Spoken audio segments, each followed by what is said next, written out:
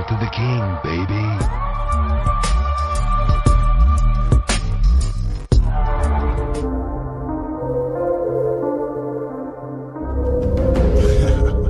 Scared.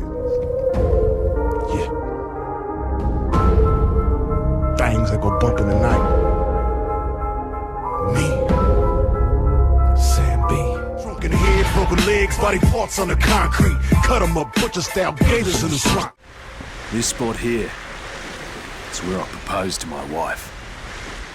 Welcome back everyone to a new video in my Dead Island and Dying Light series. Today we're talking about Dead Island Riptide, which is the odd standalone sequel expansion to Dead Island. It continues directly after the ending of the first game and takes place on yet another island called Palanai, which is a pretty beautiful and water-drenched island with horrors of its own.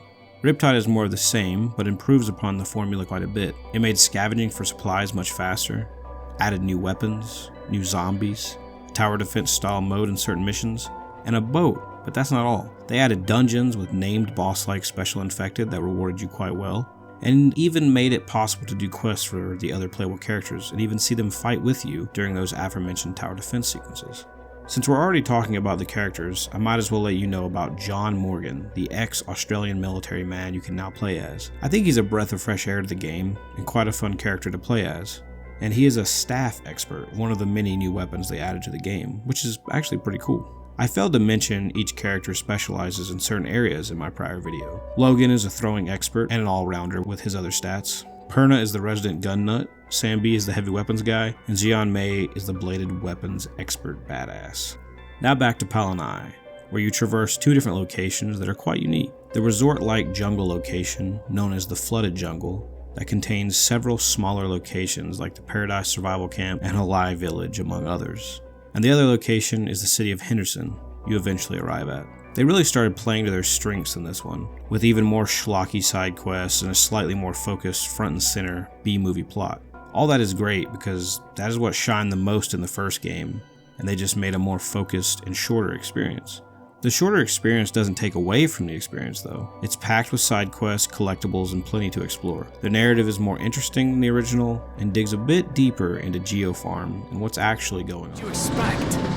That we tested in London or New York? Come on, don't be naive.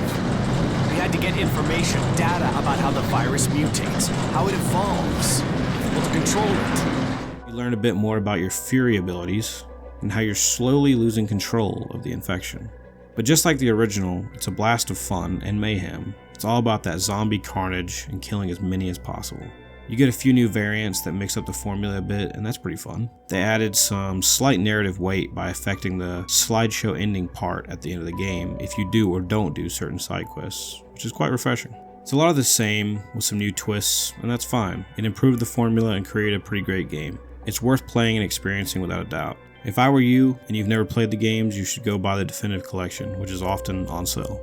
And the game actually leaves itself on quite the cliffhanger, which is partially resolved by Escape Dead Island and even the upcoming Dead Island 2, I guess. I hope you enjoyed the video, and please tell me about your cool experiences in the Dead Island or Dying Light games, and be prepared for more in this series very soon. So I'll see you soon when we wash up on the shores of Narapella and dive into the mind of Cliff Kalo.